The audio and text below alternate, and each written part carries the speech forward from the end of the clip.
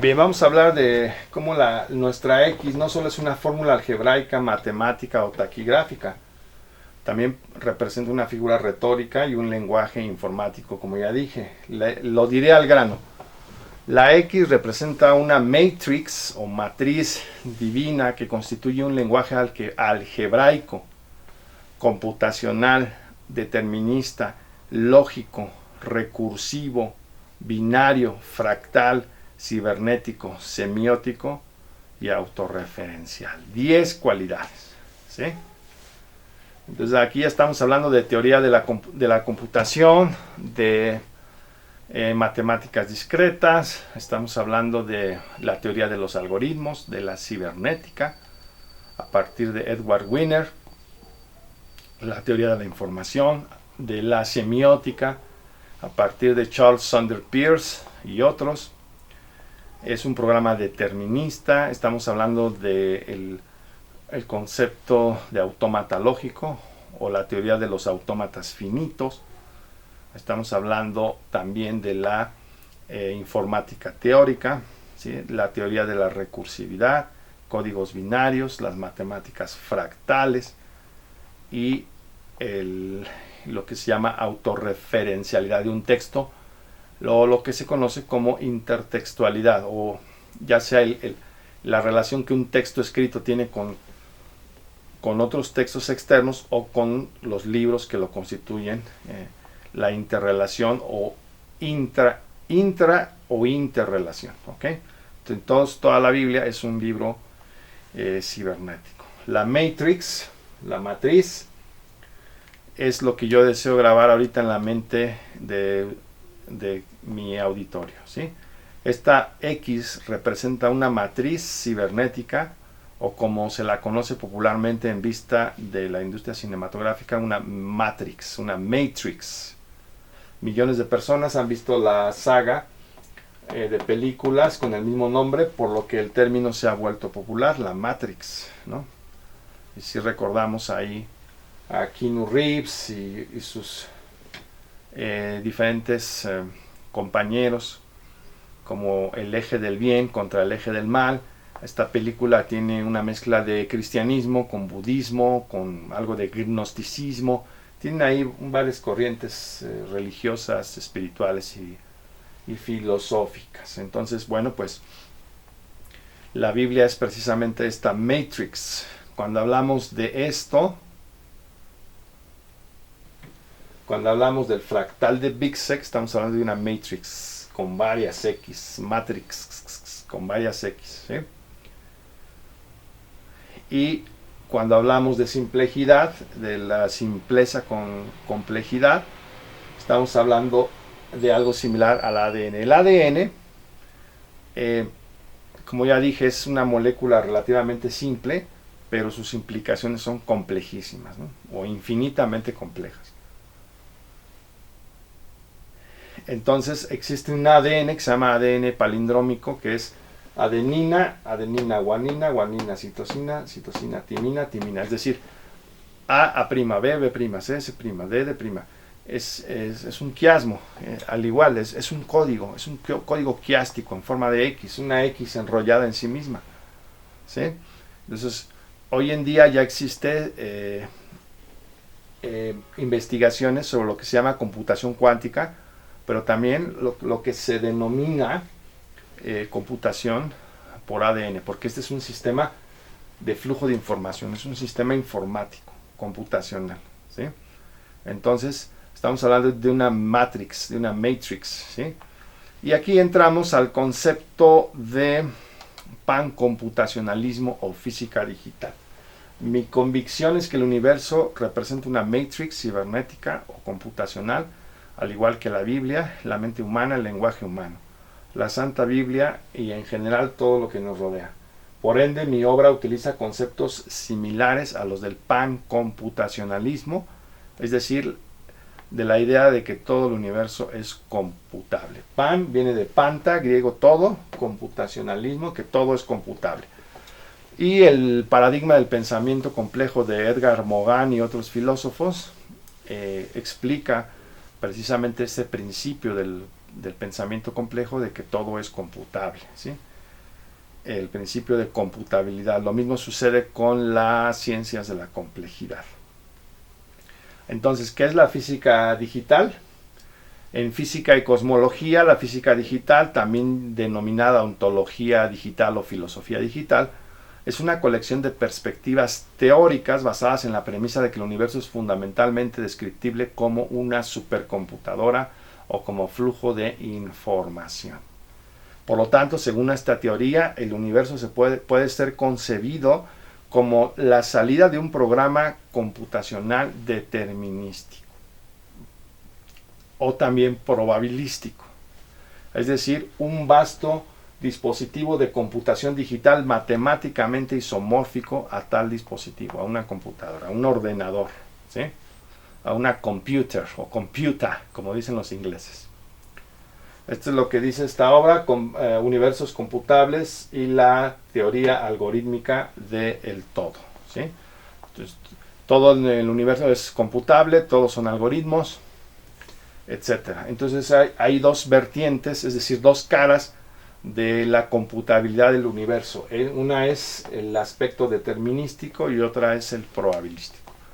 Por ejemplo, si vemos la física newtoniana, las tres leyes de Newton que menciona en los Principia, Philosophia Naturalis Mathematica, principios matemáticos de la filosofía natural de Isaac Newton, pues ahí explica la parte determinista del universo, sus leyes estrictas que determinan el comportamiento de los movimientos de, por ejemplo, de los planetas alrededor del Sol, etcétera, ¿sí? Entonces, también la parte probabilística, pues la vemos en la mecánica cuántica, ¿no? Porque en la mecánica cuántica todo es un conjunto probabilístico. Por ejemplo, el electrón del átomo ya no se dice que gira alrededor de una órbita definida, como decía el modelo de Niels Bohr, sino es una región espacio energética de manifestación probabilística electrónica, ¿sí? Un REMPE. Entonces, en la mecánica cuántica todo es una espuma de posibilidades, una espuma de probabilidades, como decía el filósofo Wolff, contemporáneo de Kant, que la filosofía es el estudio de lo posible. Bueno, pues la mecánica cuántica ha demostrado con matemáticas que pues a nivel cuántico, a nivel subatómico, el universo es simplemente una espuma de posibilidades. Pero en otra esfera, el universo, por ejemplo, a nivel del sistema solar o a nivel de la mecánica clásica, pues es determinista. No hay lugar a ninguna posibilidad, a ninguna probabilidad. No se trata de un sistema estocástico, sino de un sistema altamente determinista. Entonces la gran computadora del universo, la Matrix, involucra estos dos aspectos, el determinístico y el probabilístico, ¿sí? Esto es lo que dice esta obra, ¿sí? Universos computables y la teoría algorítmica del todo. Todo es computable, entonces la Biblia también es un texto cibernético. Es un texto que cuando empezamos a entender su cibernética, su matrix, empezamos a decir, wow, es que realmente es sorprendente su contenido y su significado. Y entonces empezamos a entender la escritura totalmente al margen de los dogmas sectarios en conflicto y del escepticismo radical de las universidades o del sensacionalismo de los medios de comunicación, de algunos medios de comunicación o de autores oportunistas, ¿no? Escritores oportunistas.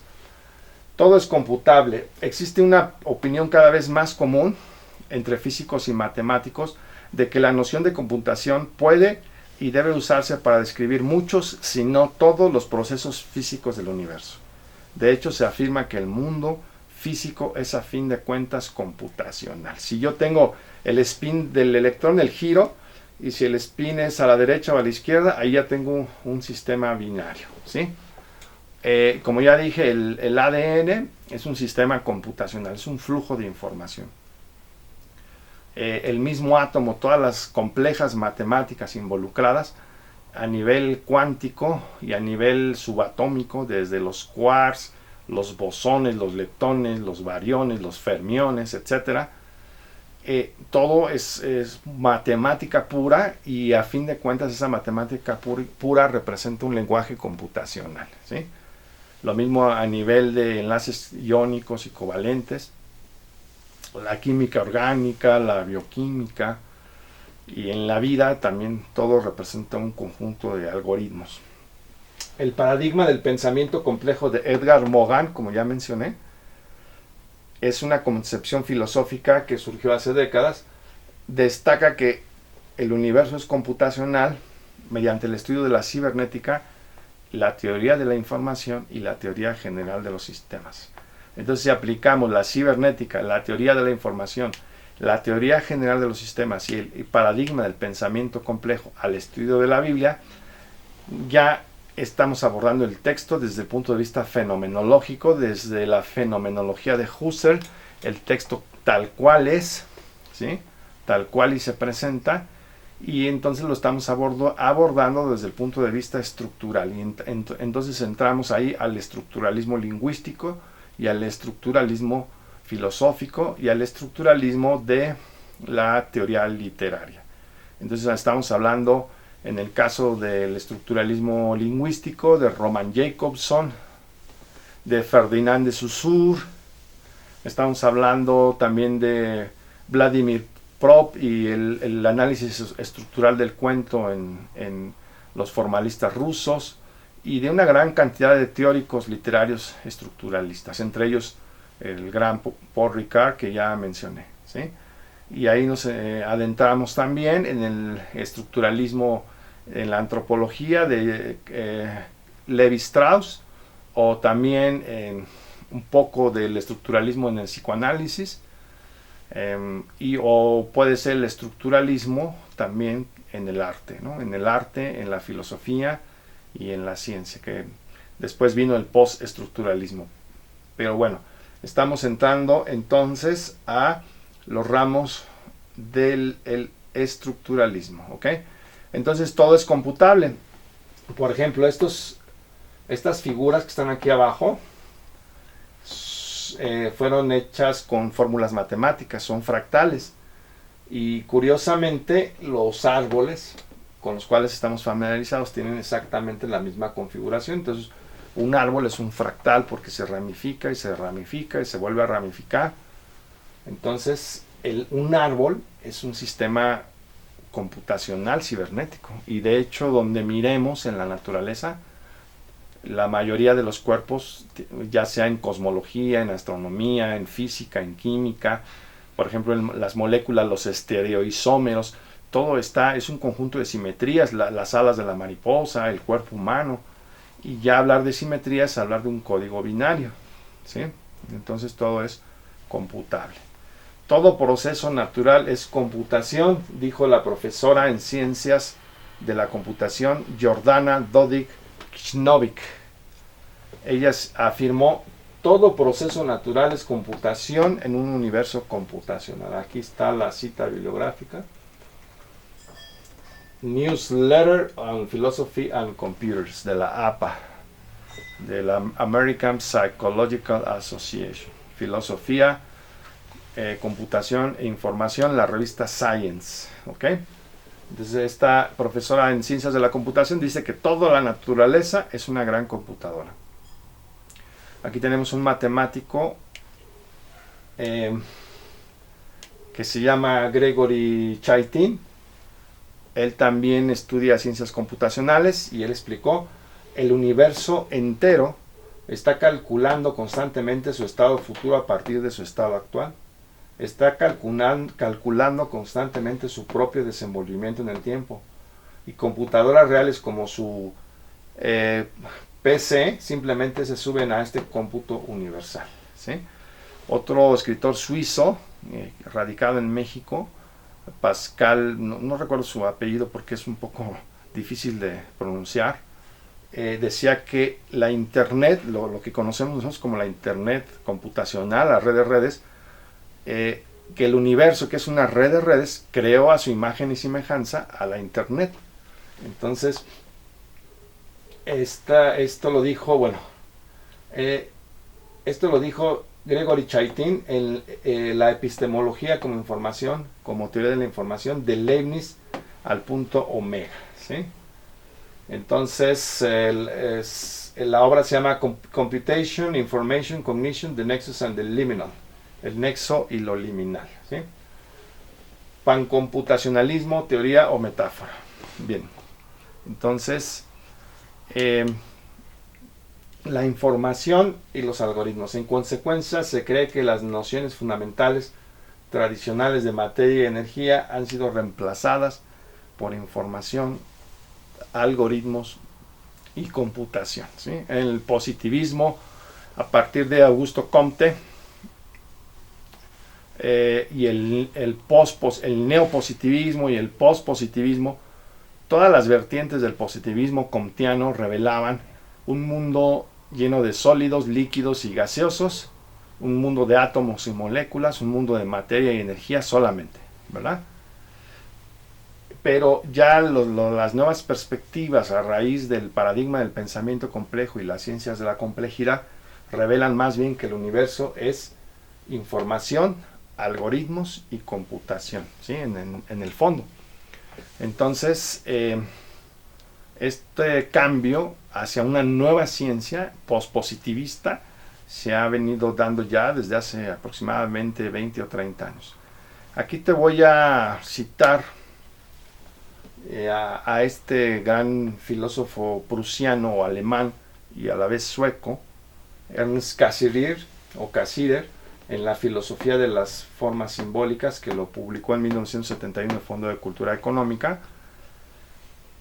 Este gran filósofo neocantiano, leí estos 3 tomos,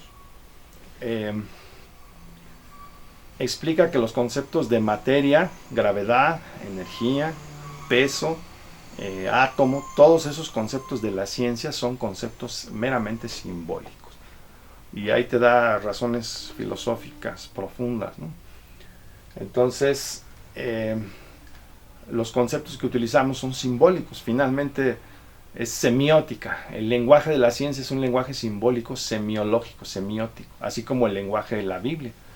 Entonces, el lenguaje de la ciencia no es tan científico como se pretende, ¿ok? Entonces, bueno, esto entenderíamos sobre la filosofía de la ciencia, la filosofía de la física, la filosofía de la biología y la filosofía de las matemáticas, ¿ok? Volvemos al tema del infocomputacionalismo. Se habla del pancomputacionalismo, pero también se habla del paninfocomputacionalismo. Es decir, todo pan es computable y porque todo es información. Simplemente olvídate de las computadoras, a final de cuentas todo es información, es un flujo de información.